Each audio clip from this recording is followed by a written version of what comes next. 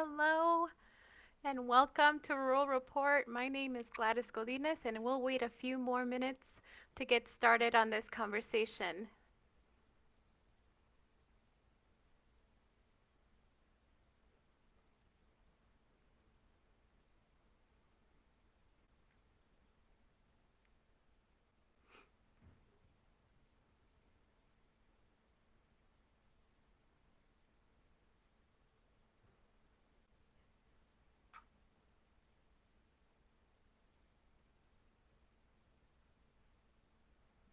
Hello everyone. Thank you for joining us. I am going to go ahead and wait just a couple more seconds and we'll get started. Thank you.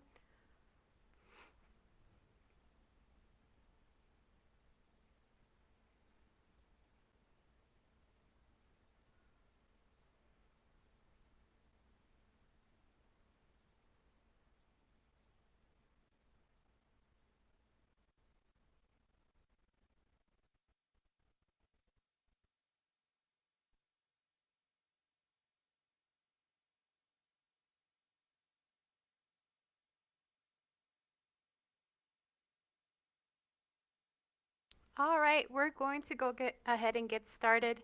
My name is Gladys Godinez. I am a community organizer with the Center for Rural Affairs. I've been here at the center for a couple of years. Today's April 14th. We'll talk a little bit about the impacts of packing plants in rural Nebraska. Um, I will talk about the impact that it has done to my community. I live in Lexington, Nebraska, and I'll also share some local, statewide, and national data for you so you can have that and review that as well. Um, Meatpacking plants are making not only local news, right, but also national news, and we're trying to make sure as a center to be able to advocate for those that are being affected the most. So let's start with some housekeeping. If you are tuning in to our live today, please let me know when you're here by saying hello in the comments section. Please ask your questions anytime in the comments section. My colleague Jordan Fireherm will be sharing the resources as I talk about them so you can see them up close and save them to read later. This is an inclusive conversation. Any comments that are derogatory will be deleted, so just be aware of that. And then just a quick, information about the Center for Rural Affairs. It was established in 1973 in northeast Nebraska. Again, my office is in Lexington, Nebraska. I work remotely. And then one of our values is conscience that balances self interest with obligation to the common good in future generations. I think this conversation about packing plants does really tie into that. We have to be conscious of how we know there may be a need, right? And meatpacking plants are part of our reality, but also the obligation of common good that comes with that and how we are building our future generations here in rural America. I also the center also exists to build more vibrant rural communities. So again, my name is Gladys, community organizer with the Center for Rural Affairs, and Jordan Firearm is in the comments section. Thank you so much, Jordan, for helping me out today. Again, we'll be talking about the impacts of packing plants in rural Nebraska. I'll go over my personal background and how in my personal world the packing plants live. And then I'll talk about how we have gotten involved and what we have done so far. Also, some concerns that we have seen from workers, some reports that workers have given us, and then some solutions that can help, right? Because we're trying to get to those solutions to be able to make action and be able to help our community members and our neighbors and families. So I'll start with my personal background. I have graduated from Lexington, Nebraska. I left and I came back 4 years ago. And Tyson, uh, the meatpacking plant in our community, has been a big impact in our lives. The reason why we moved to Lexington is because of employment, because of work. Both of my parents were able to work there, and it was hard labor, right? I think packing plants have always been hard labor. So I've always acknowledged the hard work that my parents have done for me to be able to be who I am and also be able to uh, move forward in our lives, right? As immigrants, that's that's what we try to do, is to be able to provide, get education, and move forward, and then be able to bring up our second generation of kiddos in a better place. So in Lexington, I have this is my community. I truly believe that our community is beautiful because it is diverse. I truly believe that the people in it are beautiful as well, but it has been affected. So I'll share a little bit as to how I've seen that being affected here soon. The center did get involved. Um, Let me back up a little bit. So Lexington, a little bit more about Lex. It's 10,000 people. We have the packing plant that employs about 1,700 approximately. The influx of population is due to jobs here at that packing plant, mostly because they are our very top employer. They do give employment. They have provided and assisted our city with housing and also provided scholarships for a lot of our community members. So I do want to acknowledge there is good, right? But we also want to acknowledge that our school system is low income school system, right? And our families are struggling settling in into new communities. And I know if you've lived in a diverse community, that it is hard for newcomers to come in and understand the new rules if nobody is, talking to them and finding out how they can help. So it is an interesting dynamic. When we come into a new community, we don't know what's happening, yet we have a job, so we're very grateful. Um, but it would be so much better if there was more of a transitional assistance throughout.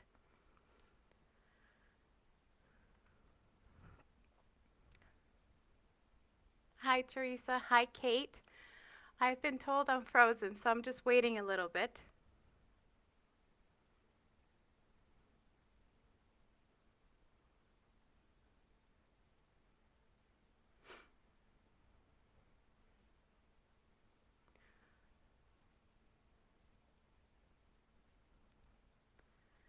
I'm just waiting a little bit longer to see if I'm still frozen. If not, then I'll just go ahead and continue. Ah, world of technology, right?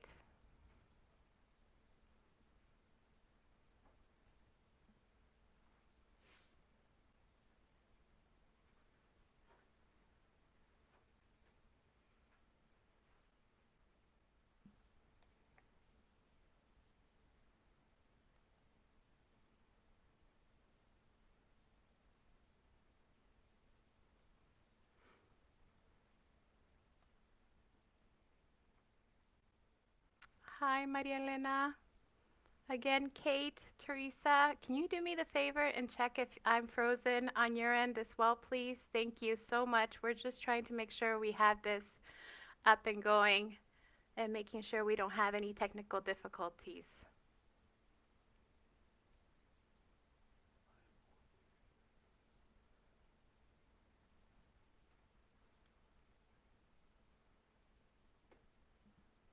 Thank you, Maria Elena. I appreciate it. Perfect. Thank you so much.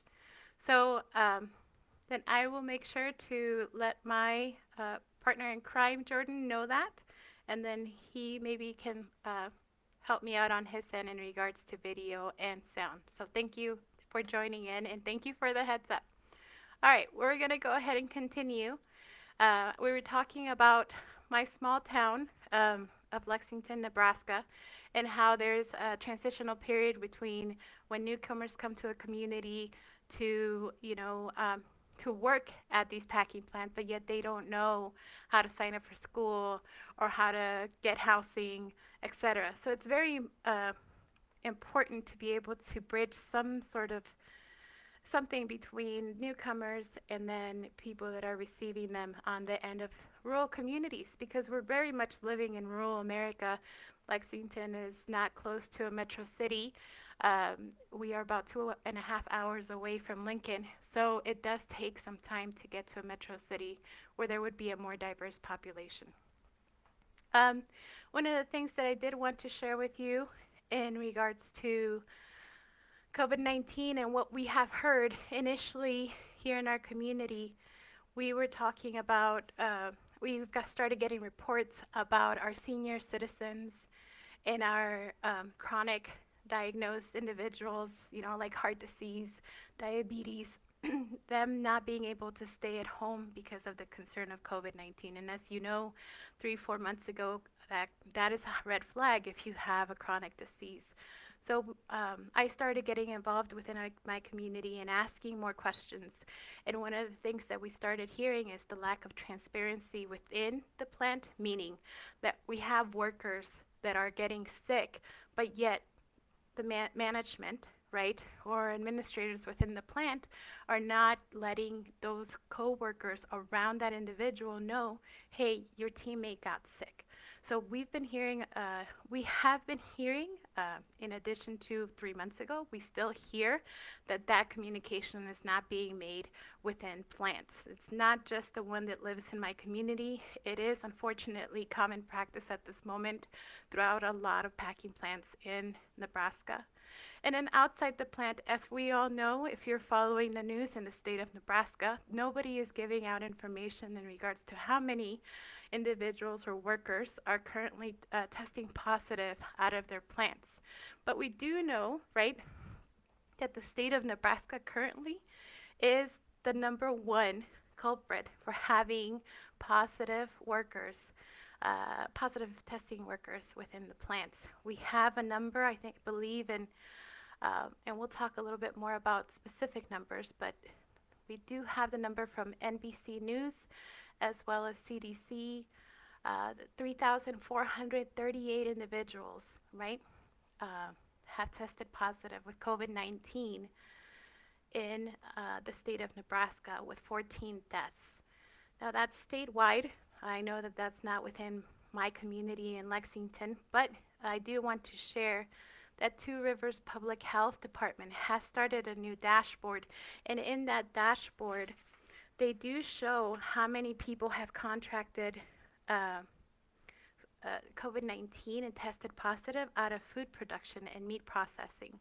And the number here shows is 389 individuals in Dawson County, so I just want to be fair. But in regards to food production in our county, meat packing, we have one large packing plant, so I am fully aware that chances are the majority of those numbers are coming from that plant. It is a scary thought, but it is very much a real thought. As we've continued to receive reports, we have received reports that not only are workers sick, but also their family members now are getting sick, and our children are getting sick. The city of Lexington was the first city to report the first case of MIS-C for children. So we are aware that it is happening to our kiddos within our town. And within this report that Two Rivers shows, they also show that 63 individuals that have tested positive from 0 to 18 years of age. I've also had the ability to volunteer for some testing sites, and I have seen, which is heartbreaking for me, I have seen vans, with their kiddos inside and asking if their kids can be tested as well. So we're fully aware that our families are being affected within our communities, and we're seeing it. So solutions, especially here local, my solution or my request would be testing, contact tracing, and direct health measures, and I'll talk a little bit more about that as well. Another thing that's been happening that we're still getting reports, so 3 months later, right, initially we've got reports about this, and now we're still getting it, is social distancing. Before it was in the line, so in the production line, you work shoulder to shoulder with individuals cutting meat. In that line, before there were no barriers, right? Plastic barriers, uh, safely helping individuals to not breathe on each other because that's how COVID gets contracted. But we have heard now, okay, we have those plastic barriers, but in locker rooms, cafeterias, and other places where we congregate, especially if plants are not staggering their their shifts, then we're seeing a large number of individuals going to the restroom at the same time, a large number of individuals eating lunch, taking break at the same time. Um, so we're seeing, and for example, here locally, there may be one or two microwaves, right? And if we have a shift of, let's say, 500 individuals in the first shift, we have 500 individuals potentially wanting to use that microwave, but are have the higher probability of getting COVID-19 because they're sharing that microwave. So it is very interesting that even though we have raised these concerns, we also know and are fully aware that some of those things have not changed. One of the solutions, or a couple of the solutions, is like I mentioned before, if you're not staggering shifts, then unfortunately it may not be working within the community that you're in, or if you're not slowing down lines.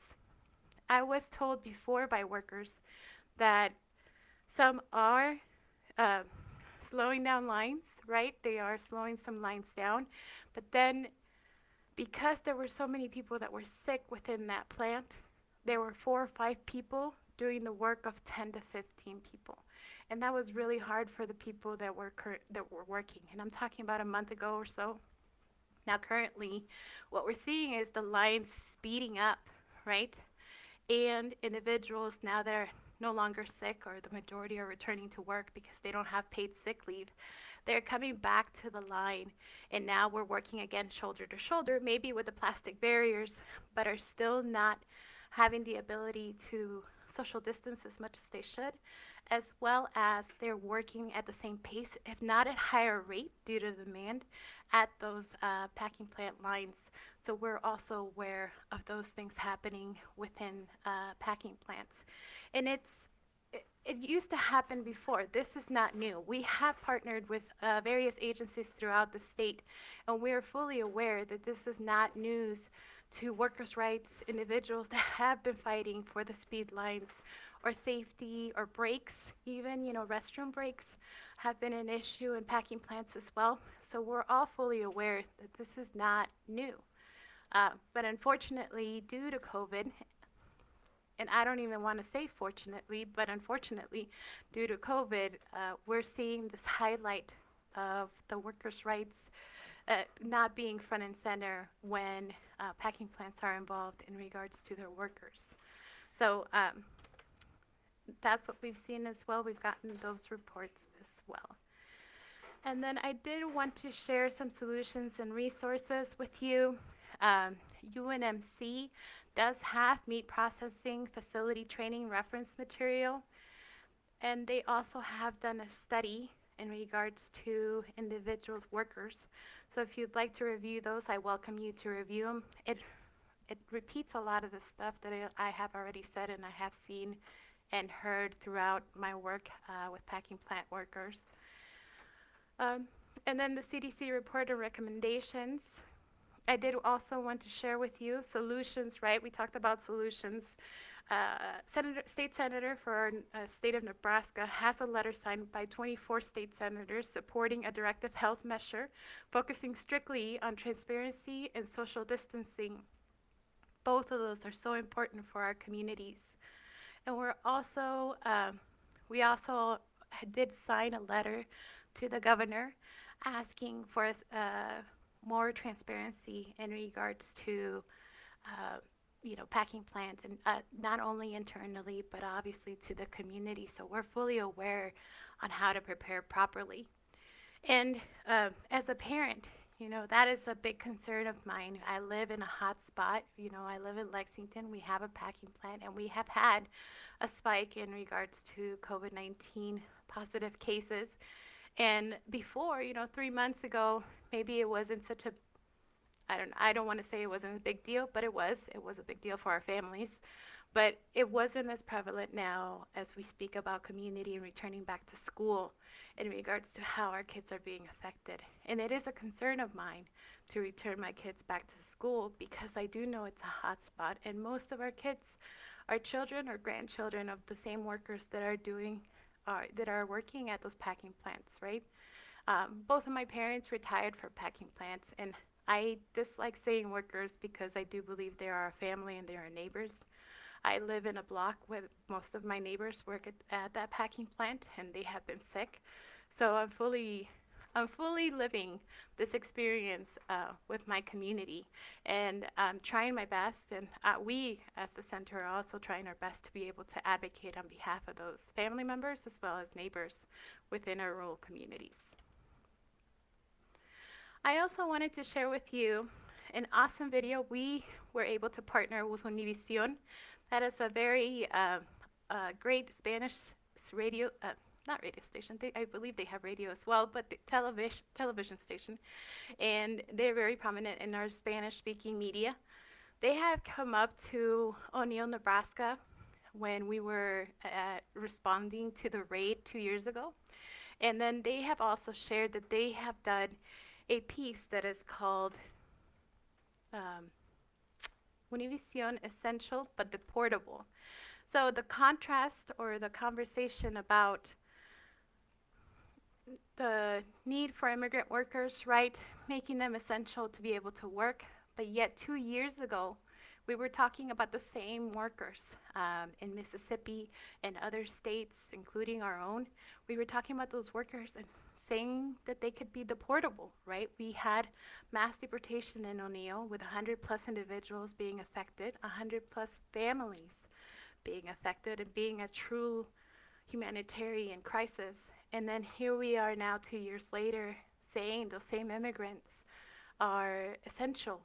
So I do want to share with you that that is an awesome video documentary.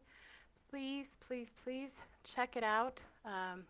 They have, I wanted to share this video with you via Facebook Live, but it was a little tricky, so I apologize. I didn't have that ready for you, but I do think it warrants a watch, a read, and just some understanding in regards to what's happening within our communities, rural communities, in regards to packing plants. This is my experience. I also understand we have farmers with packing plant experiences, and I also understand that we have individuals that don't believe that this is happening. So I just wanted to speak on my experience, not only as a community member, but also as an organizer that has been trying to advocate on behalf of our workers from since we started hearing about these stories. So, unless we have any questions, I believe that is all that I have. Again, I want to thank you for tuning in to our Facebook Live. We will be here again next week. And I also want to thank Jordan for helping me out with the comments section. I'll wait a couple of minutes to see if we have any questions.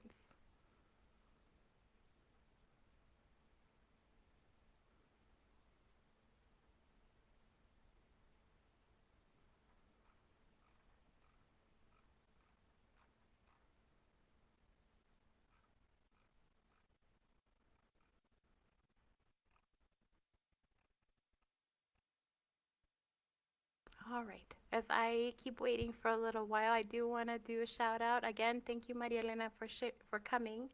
Kate, Sandra, RJ, Teresa, thank you for joining in. I appreciate you all for joining in. This is such an important topic for our communities, such diverse communities, and how much power and beauty they hold. I think one of these days that would be great to showcase. But today is to be able to help them and advocate on their behalf so then we have a fighting chance to be able to come out of this COVID-19 together.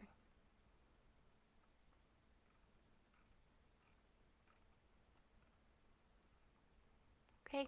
Thank you, Maria Elena. Have a wonderful day, everyone. Enjoy your lunch. Again, thanks, Jordan. I'll talk to you later. Have a good one. Bye.